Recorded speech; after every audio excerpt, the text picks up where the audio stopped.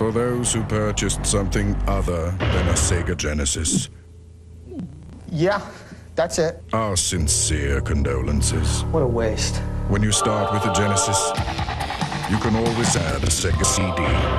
And new Genesis 32X. Everything else is cold and stiff. Burial or cremation?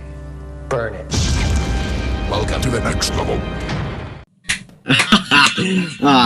Hello everyone, this is Nick, and you know, those old Sega commercials, they always crack me up, because they're always trying to point the finger at Nintendo and say they're bad, and they're always trying to, they just look so weird, and I love them. So anyway, today we're going to be talking about the failed, or succeeded, Sega 32X. Now, some say that the Sega 32X is a complete success, because it held over the lifespan of the Genesis until the Sega Saturn came out. And some say it was a complete failure for its lack of innovation on the market and the fact that the Sega Saturn was already on its way.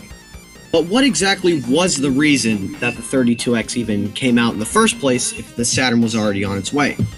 Well, that's what I'm going to tell you today on this episode of Gaming History. Now, the Sega 32X originally started out as a successor to the Genesis, as a 32-bit console. Its codename was the Mars. The console had mostly the same attributes, except that it could display 512 colors on screen at once. Now, when the president of Sega of America saw that Japan was making a new 32-bit console that wasn't really a big improvement over the Genesis, he decided to go to Sega of Japan and say, we should decide to make this a release of an add-on instead of a brand new console. Japan agreed, and thus the Sega Mars, later known as the Sega 32X, was born. The games were said to have improved the full-motion video quality of the Sega CD, have polygonal graphics similar to the Super Nintendo's Super FX chip, and have 32-bit processor, and supposedly be 40 times as powerful as the Genesis. Sega was at a disadvantage here, because Nintendo didn't need an add-on to use the Super FX chip, because they were in cartridges, while Sega needed an add-on to improve the 3D graphical capabilities of the Sega Genesis. In addition to improving the graphical capabilities of the Genesis, it could also work together with the Sega CD and have its own library of games.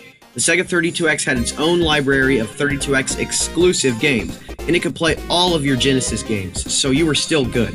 Plus, it had some games that had both CDs and 32X to have FMV and 3D graphics. This all sounds like a good idea, except one big problem. The 32X cost $160 at launch.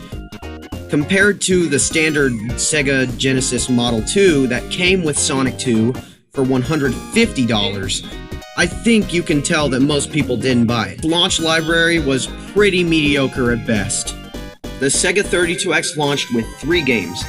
A rushed port of Doom, which was missing all of the music, Virtua Racing Deluxe, which was pretty good because it was a pretty accurate port of the arcade game, and Star Wars Arcade, which was decent at best. The later library of games wasn't even that impressive either. I mean, we didn't even get a Sonic game, we got Knuckles Chaotix instead. Sega said that they expected the 32X to sell at least 1 million by the end of the holiday season. It barely sold 600,000 before they pulled it off of shelves. And this is what I think, because of the unreliability of the Sega 32X, that would also heavily impact the launch of the Sega Saturn, as stores were becoming less reliable in Sega products to sell. Well, in summary, the Sega 32X was a very unique accessory. It didn't get that many games. I mean, the Sega CD, 80 games, Sega 32X, 40 games. Well, compare that to the Genesis, which got over 1,000 games. Which is, it shows a lot of, it tells a lot about the console, honestly.